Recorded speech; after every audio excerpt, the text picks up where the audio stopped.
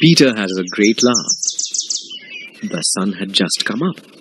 Reddy Fox started down the lone little path to the green meadows. He was late already.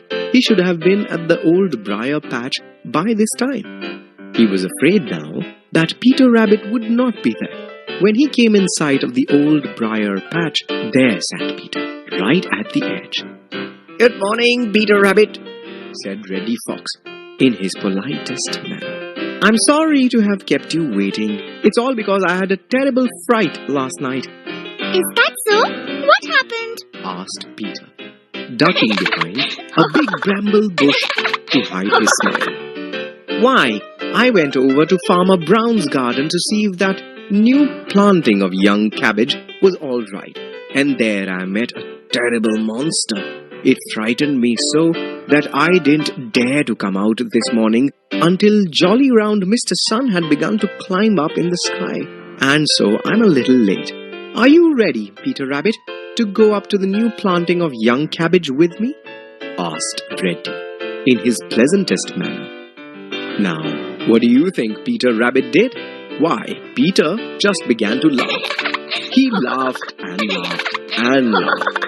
He lay down on his back and kicked his heels up in the air.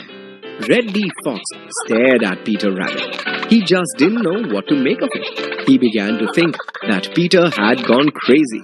He couldn't see a thing to laugh at. Yet here was Peter laughing away. Finally, Peter stopped and sat up. Did the monster catch you, Reddy Fox?" he asked, wiping his eyes. "No," replied Reddy. "It didn't catch me because I could run faster than it could, but it chased me all the way home." "In that case, I think I won't go up to the cabbage bed this morning, for you know I can't run as fast as you can, Reddy, and the monster might catch me," replied Peter, gravely. "Besides," he added, "I've had my fill of tender young cabbage, and it was very nice indeed." "What?" shouted Reddy Fox. "Yes, Continued Peter Rabbit. I just couldn't wait till morning, so I went up there early last night. I'm much obliged to you for telling me of it, Reddy Fox. I'm indeed." Reddy Fox thought there was something fishy, but he wanted to find out more, so he managed to smile. He said, "Oh, don't mention it, Peter Rabbit. Don't mention it. But tell me, didn't you meet the monster?"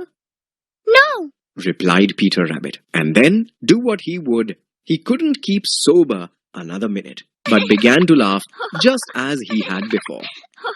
"What's so funny, Peter Rabbit? Tell me so that I can laugh," asked Reddy Fox.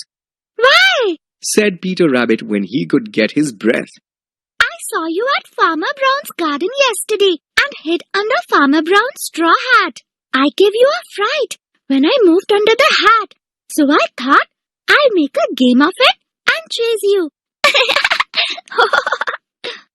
Reddy Fox realized just how badly Peter Rabbit had fooled him. With a snarl, he sprang right over the bramble bush at Peter Rabbit. But Peter was ready. He darted away along one of his own special little paths through the old briar patch. Reddy tried to follow, but the brambles scratched his face and stuck in his hands and feet.